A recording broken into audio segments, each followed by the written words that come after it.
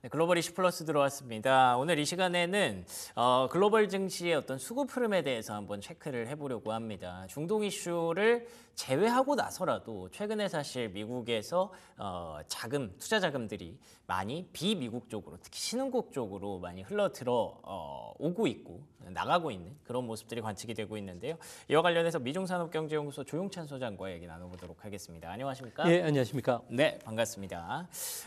사실 미국 증시는 거의 지난 2년, 3년 동안은 나스닥은 신이다라는 얘기가 나올 정도로 강력한 모습을 보였는데 올해만큼은 다른 쪽이 조금 더 좋아 보이는 게 사실이거든요. 최근의 분위기 어떻게 보십니까? 네, 지난 2년간 미국 증시에 투자하셨던 투자가 분들께서는 보통 35%에서 40% 아주 높은 투자 성과를 기록했는데요. 하지만 올해 들어와서는 이런 분위기가 싹 반전되는 그런 모습입니다. 아무래도 해외 증시가 미국 증시보다 더 퍼포먼스가 좋은 사항이 올해 말까지는 계속 진행이 되지 않을까 보여지는데요. 아무래도 미국 증시에 투자하는 게 불확실성이 높아졌기 때문에 그렇습니다. 미국 같은 경우에는 지난 2년간 미국 예외주의라고 할 정도로 유난히 투자 성과가 좋았는데요. 아무래도 이런 그 투자 성과에 그 찬물을 끼얹는 게 트럼프의 그 국제 투자 자금 흐름에 과세하는 그 불확실성이 커지고 있다고 합니다. 섹션 899라고 하는 이런 그 세제가 있는데요. 여기에는 좀 불공정하다고 보는 자금들에 대해서는 또 국가에 대해서는 최대 20%까지 과세를 매기게 돼 있다고 합니다. 이렇게 되면 조세 회피 지역에서 미국에 투자하는 자금 그리고 비과세 해외 정부 펀드들 같은 경우에 미국 증시에 대한 투자 자금들이 크게 줄어들 수밖에 없는데요. 해외 투자 자금들이 미국에서 빠져나오면은 채권, 주식, 달러 같은 경우는 약세가 일어나 트리플 약세가 불가피하다는 겁니다. 지난 그 2년간 미국 같은 경우에는 M7의 실적도 좋았고요. 기술 혁신이 주가를 끌어올렸다면 이제 앞으로 미국 증시가 좀 고평가되어 있는 상태에서 해외 투자 자금들이 이탈이 됐을 경우에는 미국 증시의 변동성도 커질 수밖에 없고 또 이런 흐름을 미리 알았던 워렌 버핏 같은 경우에는 미국 주식을 대거 팔고 일본이나 해외 증시에 좀 투자를 했던 것이고요. 또 가치 투자를 지향하는 연기금들 같은 경우에도 앞으로 본격적으로 해외 주식에 투자하지 않을까 보여집니다. 그렇군요. 일단 항상 그렇지만 계속 올라가는 주식은 없잖아요. 계속 올라가는 시장도 없기 때문에 미국 증시가 올해만큼은 살짝 좀 주춤할 수밖에 없는 그런 흐름인 것 같고요. 거기다가 말씀해 주셨던 그 섹션 899 이게 요즘 가장 핫한 이슈 중에 하나더라고요. 혹시라도 이게 정말로 미국 증시 투자자분들에게 더 큰 세금을 안기게 될지 이런 부분들을 잘 체크해 보셔야 될 것 같습니다. 그러면 그 수급이 어디로 가고 있는지가 가장 궁금한데 어느 쪽이 좀 요즘 많이 올라가고 있나요? 네, 올해 미국 증시는 주요 증시 가운데 투자 성과가 맨꼴찌입니다. 아무래도 트럼프의 그 제1 정책이라고 할 수 있는 관세가 이제 앞으로는 달러 약세 정책으로 바뀌게 되는데요. 이렇게 되면 미국 자산 이탈은 좀 더 가속화되지 않을까 보여집니다. 2000년 이후에 그 전 세계 주식시장의 흐름을 보면은 월별 그 투자 성과를 봤을 경우에 현재는 미국 이탈 국면이 좀 더 가속화되지 않을까 보여집니다. 미국 주식시장 같은 경우는 이런 이탈 국면에서는 연간 투자 수익이 2% 정도에 불과했다는 겁니다. 하지만 유럽 같은 경우에는 이탈 국면에서는 30%, 그리고 일본은 16%, 신흥국은 35%, 금은 20% 정도 투자 성과를 보였다는 점에서 앞으로 미국 증시와 상관관계가 낮은 해외 증시라든지 해외 주요 그 분산 투자 상품 및 금에 대한 투자들이 좀 더 활성화되지 않을까 보여집니다. 이제 앞으로 트럼프 같은 경우는 브레튼 우주 체제를 개편시키는 게 가장 주요 정책 목표인 만큼 이제 관세에 이어서 달러 약세 정책으로 이제 갈 수밖에 없기 때문에 글로벌 증시의 큰 손들 같은 경우에는 미국 증시에서 빠져나와서 다른 해외 증시에 활발한 투자 자금들이 좀 유입될 것으로 보여집니다. 일단 금값이 다시 이번에 또 중동 불확실성을 만나면서 다시 사상 최고치 근처까지 또 올라왔더라고요. 이외에 뭐 요즘 코인도 나쁘지 않고요. 그리고 또 다른 나라 증시로도 가고 있을 것 같은데 우리나라도 좀 포함이 될까요? 해외 증시 어떤 쪽인가요? 네, 아무래도 우리나라 증시 쪽으로는 지난 그 5월만 하더라도 5조 한 7천억 원 정도 순매수를 보였고요.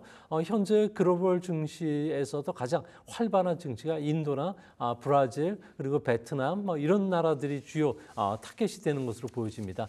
그 중에서도 인도를 중시하는 이유는 인도는 7월 초까지는 미국과 관세 잠정 협상을 이룰 것으로 보여지고요. 또한 그 6월 6일 날 같은 경우에는 인도 중앙은행이 금리를 0.5%포인트, 지준율은 1%포인트까지 낮췄습니다.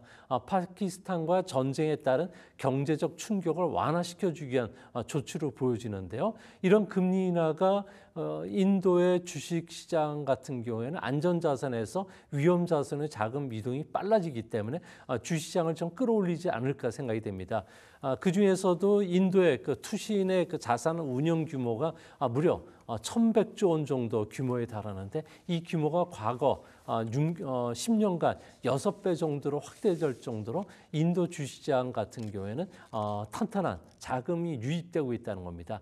또 한 가지는 해외 투자가들이 관심 있게 보는 증시가 베트남 증시인데요. 최근에 들어와서 베트남 증시 같은 경우는 3년 내 최고치를 기록할 정도로 화랑을 보이고 있습니다. 뭐 경제 지표도 좋고요. 특히 수출 같은 경우에는 4월 달에 마이너스 19%까지 떨어졌지만 중국에 대한 미국의 관세가 강화되면서 상대적으로 5월 달 들어와서는 17%가 플러스 나는 V자형 반등을 보였다는 겁니다.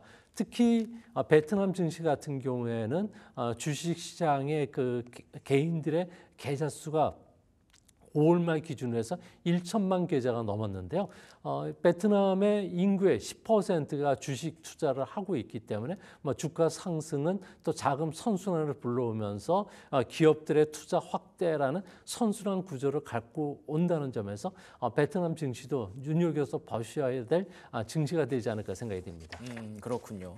오히려 방금 말씀하셨던 그런 나라들이 이제 관세 타격을 좀 더 크게 받았던 그런 나라들인데 오히려 최근에는 세상이 주목하는 증시가 됐다는 거 굉장히 흥미로운 부분이네요.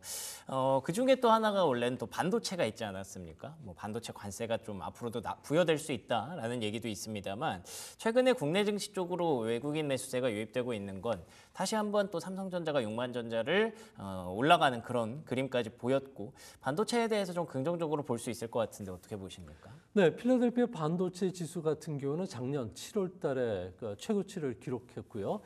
현재는 지난 4월 달까지는 40% 가까이 급락했다가 다시 30% 정도 바닥에서 상승하는 모습을 보여주고 있습니다. 하지만 반도체 주가와 관련해서는 시장의 전망, 특히 외국인의 전망이 좀 엇갈리는데요. 12개월 예상 EPS를 보면 지금 확대 추세이기 때문에 분명히 투자 매력은 있다는 겁니다. 그 중에서도 필라델피아 반도체 지수와 S&P 500 간의 예상 그 주가 수익비율 차를 보면은 고평가된 부분들이 상당히 해소가 되어 있는 상태고요. 또 생성 AI와 관련된 수요가 계속 늘어난다는 점, 그리고 엔비디아가 다시 시가총액 1위를 탈환할 정도로 아무래도 기대감이 커지고는 있지만 가장 중요한 것은 세계 경기 수축 국면, 그리고 중동 지역의 지정학적 위험, 그리고 AI와 관련된 수요들이 정보산업 전반에 낙수 효과를 가져다 주지 못하고 있다는 점에서 비춰보면은 단기간에 정고점을 뚫는 이런 강세장으로 전개되기는 조금 시간이 더 걸리지 않을까 보여집니다. 알겠습니다. 또 생각해야 될 변수들이 또 주말 사이에 좀 많아졌죠.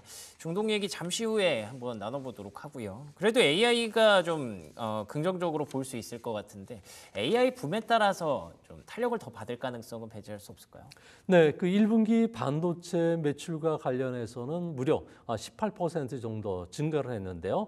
아무래도 6분기 연속 올라갔던 것은 AI에 관련된 그 반도체 수요들이 특수들이 계속 이어지고 있다는 점이고요. 그리고 4월 달에 상호관세가 부과되기 전에 반도체 재고를 확보하기 위한 기업들의 재고 확보 전쟁이 일어났기 때문에 그렇습니다. 세계 반도체가 점점 본격적으로 회복이 되고 우리나라 메모리 반도체가 회복이 되기 위해서는 세계 반도체 매출뿐만 아니라 실리콘 웨이퍼의 출하 면적이 계속 늘어나야 되는데 출하 면적 같은 경우는 2분기 연속 감소를 하고 있다는 겁니다. 아무래도 2분기부터는 반도체 재고 확보와 관련된 가수요가 없어짐으로 인해서 출하가 좀 줄어들 수 있다는 그 전망들이 나오고 있는데요. 아무래도 우리나라 반도체가 좀 더 상승하기 위해서는 스마트폰이라든지 노트북 PC, 자동차나 산업 기기에 들어가는 메모리와 관련된 반도체 수요들이 좀 늘어나야 되는데 이런 부분들이 아직 회복 징후가 없다는 겁니다. 이 때문에 앞으로 반도체와 관련된 우리나라 쪽에 자금들은 계속 유입은 되겠지만 생각보다는 그렇게 큰 규모가 되지는 않을 것으로 보여집니다. 실리콘과 관련해서는 반도체 슈퍼 사이클을 타기 위해서는 AI 붐이 정보 산업 전반에 낙수 효과를 가져다 줘야 될 뿐만 아니라 최근 들어서 UAE라든지 그리고 사우디가 거액을 들여서 추진하고 있는 대형 데이터 센터에 들어가는 반도체와 관련된 수요들이 크게 증가해야 되는데 이것을 하기 위해서는 엔비디아라든지 브로드컴의 새로운 모델 AI들이 좀 출시가 돼야 되는데 이 부분들과 관련해서는 조금 시간이 걸리지 않을까 보여집니다. 그렇군요. 아직까지는 증명해야 될 시간이 조금 더 필요하다라는 관점 주셨고요. 그리고 그 사이에 뭐 잠깐 말씀드렸습니다만 중동 이슈가 좀 들어오면서 시장의 방향성을 예측하기가 어려워졌습니다. 전면전까지 갈 가능성은 낮다고들 얘기하는데 어떻게 보십니까? 네, 그 4월째 이스라엘과 이란 간의 전쟁이 지금 확산이 되고 있는데요. 이스라엘 같은 경우에는 현재 1차 공격을 이제 마무리하고 2차 공격에 들어갔습니다. 민간 시설뿐만 아니라 인프라 시설에 대한 공격이 계속 이어지고 있고요. 이란 같은 경우는 가혹한 보복을 천명한 상태이기 때문에 전면전으로 치닫지는 않더라도 장기화될 가능성이 있다는 겁니다. 아무래도 그 이란 같은 경우에는 외부 압력이나 공격에 대해서는 시간이 걸리더라도 반드시 보복을 해왔던 그 전례가 있는데요. 이 때문에 보복이라든지 반격 그리고 전쟁이라는 그 표현을 쓸 정도로 양국 간의 관계가 좀 상당히 좀 험악해 지지 않을까 보여집니다. 이렇게 됐을 경우에는 외환이라든지 금융시장의 위험도 회피 현상들이 좀 더 가속화된다는 점에서 투자하실 때 좀 주의할 필요가 있지 않나 생각이 됩니다. 그렇습니다. 일단은 뭐 시장에서 여러 가지 분석들이 나올 수 있습니다. 여기서 뭐 마무리가 될 수 있다거나 아니면 중기 혹은 장기화에 대한 얘기도 계속 나올 수 있을 것 같은데 제가 그 뭐 경험했던 게 뭐 그렇게 많지는 않습니다만 그래도 경험상 전쟁이라는 거는 예측을 할 수 없는 영역이더라고요. 아무리 이렇게 될 것 같아라고 퍼즐을 준비해 놓고 시나리오를 맞춰놔도 그거에서 항상 벗어나는 일들이 계속 변수들이 계속 발생을 합니다. 그리고 뭐 지금 정치적인 각국의 상황이라든지 경제적인 상황 이런 것들을 굉장히 많이 고려를 해야 되기 때문에 일단 너무 쉽게 봐서는 안 되는 그런 이슈라는 건 여러분들 뭐 다들 공감을 하실 거고요. 시나리오는 다들 갖고 계셔야 될 것 같은데 그러면 이제 소장님의 분석이 좀 필요할 것 같습니다. 뭐 전 세계적으로나 뭐 증시 입장에서나 국내 증시 입장에서나 어떤 그 시나리오가 좀 필요할까요? 네, 아무래도 국제 유가가 상승했을 경우에 국내 그 물가 상승뿐만 아니라 소비를 위축시키는 그 스태그플레이션이 일어날 가능성을 배제할 수가 없는데요. 현재 국제 그 연구 기관들 같은 경우는 세 가지 시나리오로 보고 있다고 합니다. 첫 번째 시나리오 같은 경우에는 양국 간의 갈등이 좀 단기간에 그치면서 WTI 그 국제 유가 가격이 1배럴당 75달러 정도에서 안정되는 경우인데요. 이런 경우는 확률은 한 10%밖에 되지는 않지만 한국 경제 그 거시 계량 모델을 가지고 시뮬레이션을 한다면은 1년 뒤에 우리의 그 실질 GDP 성장률은 0.15% 정도 하락 압력을 받는 것으로 되어 있습니다. 이렇게 된다면은 아무래도 정부가 금리를 좀 낮춘다든지 여러 가지 돈을 풀어가지고 경기를 좀 회복시킬 수가 있기 때문에 우리나라 경제에 미치는 영향은 좀 작지 않을까 보여지고요. 다만 걱정스러운 것은 지난해 4월과 10월 달에 이스라엘이 이란에 대해서 전면전은 아니지만 제한적인 전쟁을 한번 일으킨 적이 있었고요. 이란도 보복 전운에 일어났는데 이때 그 국제 유가는 87달러까지 올라가기도 했습니다. 이런 상황이 계속이 된다면은 1년 뒤에 그 우리나라의 실질 GDP는 누적으로 0.27% 정도 하락을 하게 되는데요. 트럼프 관세로 인해서 우리가 받는 경제적 피해가 GDP의 0.5%니까 이 둘을 합치면은 거의 0.8%포인트 정도 경제 악영향을 미칠 수밖에 없습니다. 또 한 가지는 최악의 국면에는 호르무즈 해협이 닫히는 경우가 되는데요. 이렇게 되면 국제 흐름의 한 20%를 공급해주는 이런 해협이 닫혔을 경우에는 2천만 배럴 정도가 세계 경제 공급 차질이 빚어지게 된다고 합니다. 이렇게 됐을 경우에 러시아 우크라이나 전쟁 직후처럼 국제 유가는 120달러까지 올라가야 되는데요.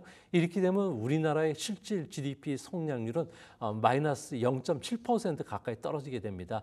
여기에 관세로 인한 충격까지 받았을 경우에는 한국 경제는 상상하기도 어려운 상황까지 빠지게 되는데요. 이제 문제는 우리나라 입장에서는 페르시아만을 향하던 유조선이라든지 자동차 전용선, LNG 운반선 같은 경우는 한 달에도 수십 회 가지고 운행을 한다고 합니다. 아무래도 원유 수송 그리고 수출에 타격을 받았을 경우에는 한국 경제에 미치는 영향이 좀 크지 않을까 생각이 됩니다. 그렇군요. 뭐 아까 잠깐 뭐 단기적인 이슈가 한 10% 정도의 가능성을 갖고 있다고 말씀해 주셨는데 혹시 세 가지 시나리오 중에서 그러면 지금은 약간 제한적인 전쟁의 가능성이 가장 높다라고 시장에서는 보고 있는 건가요? 네, 폴리마켓 같은 경우에도 제한적인 전쟁이 일어날 확률은 거의 50% 정도 보고 있고요. 또 호르무즈 해협이 닫히는 최악의 국면은 한 40%를 보고 있는데 이런 시나리오로 봤을 경우에 아무래도 제한적인 상황, 국제 유가는 한 90달러 언저리까지도 좀 갈 수 있는 상황이 예상이 되기 때문에 이와 관련된 투자 포트폴리오 짜질 때 좀 참고해 주실 필요가 있지 않나 생각이 됩니다. 그렇군요. 그러니까 이게 사실 아마 어디서 본 것 같은데라고 생각하시는 분들이 꽤 있으실 거예요. 불과 1년밖에 안 됐습니다. 그때도 이제 이스라엘과 이란이 서로 공격과 보복을 주고받았던 기억이 나실 텐데 그때랑 지금이 물론 상황은 좀 다릅니다. 그때는 미국이 완전히 좀 배제를 하는 상황이었고 지금은 미국이 확실하게 이스라엘을 좀 밀어주고 있는 상황이라서 이게 어떤 변수로 작용할지는 모르겠습니다만 계속 주말 사이에도 포성이 오고 갔거든요. 그렇기 때문에 일단 단기적으로 거의 전쟁이라고 부를 만한 그런 제한적인 상황이 된 것 같기는 합니다. 그래서 아까 말씀해 주셨던 그 시나리오에 따르면 WTI 기준 약 87달러, 그러니까 90달러 근처까지는 갈 가능성이 있다고 보여지고요. 0.27% 정도 대한민국의 GDP가 떨어질 것으로 예상이 된다고 하니까 또 대한민국이라는 나라가 알고 계시는 것처럼 제조업이 원래 역사적으로 좀 전통적으로 강한 나라이기 때문에 유가가 올라가면 어쩔 수 없이 코스피는 단기적인 랠리가 좀 위축될 수밖에 없습니다. 그런 부분들 염두에 두시면서 오늘장부터 앞으로도 계속 6월장의 어떤 계산기를 다시 한번 좀 정리를 해보셔야 될 것 같다는 생각이 있네요. 자, 지금까지 미중산업경제연구소 조용찬 소장과 얘기 나눠봤습니다. 오늘도 좋은 말씀 고맙습니다. 네, 감사합니다. 잠깐! 구독, 좋아요 눌러주셨나요? 만약 아직까지 누르시지 않았다면 지금 당장 눌러주세요.